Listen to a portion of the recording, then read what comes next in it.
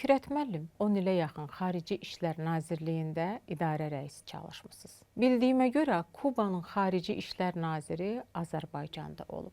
Onu buradan İran sərhədinə siz müşayiət etmisiniz. O səfərlə bağlı maraqlı söhbətlər gəzir. Hansı epizodlar yadınızdadır? Bu hardasa 70-ci illərin axırı, 80-ci illərin əvvəli idi. İranla İraq arasında gərgin müharibə gedirdi, qanlı müharibə gedirdi. Və Kuba qoşulma hərəkətin sədri idi.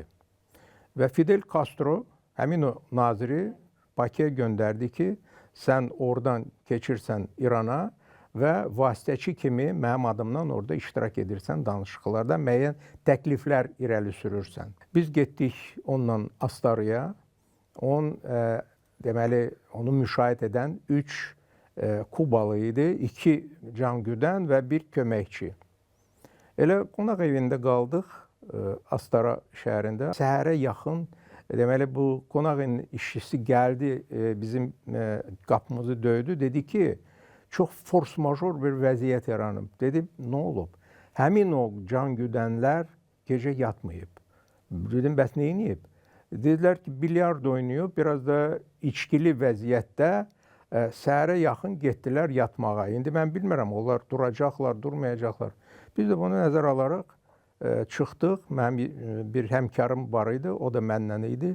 Dedim, gedək Bakıya məlumat verək, çünki sonra məsuliyyət bizim boynumuza düşəcək. Çıxan kimi gördük ki, elə nazirin, deməli, qapısının, podyezdin yanında 3 nəfər kostyumlu, qalstuklu, saqqalları qırxılmış vəziyyətdə dayanıblar, sanki bunlar 2 gecə yatıblar. Mən orada fikirləşdim, dedim ki, nazirin taleyi çox etibarlı əllərdədir, əgər onun belə qoruyucuları varsa. Onun adı Malmiyerka idi, indiyənə qədər onun adı da yadımda qalıb. Onu müşahidə etdik, gəldik, deməli, Qırmızı Körpüyə, İran sərhədçilərlə görüşdük. Malmiyerka və onu müşahidə edən adamlar keçdi. Biz keçmək istəyəndə avtomatlar qalxdı və bizi nişan götürdülər. Mən dedim, valla, talihim bu Qırmızı Körpüyə qədər imiş görünür. Amma Allah'a şükür, deməli, hər şey... Yəni, o ehtimal var idi. Bəli, bəli. Yəni, faktiki olaraq onlar bizi nişan götürmüşdülər, özü də yaxından. Və bu o deməkdir ki, siz bura girmirsiniz. Siz gedirsiniz, qayıdırsınız və gözləyirsiniz. Nazir qaydanda onu qarşılayıb, sonra qaytarırsınız Bakıya.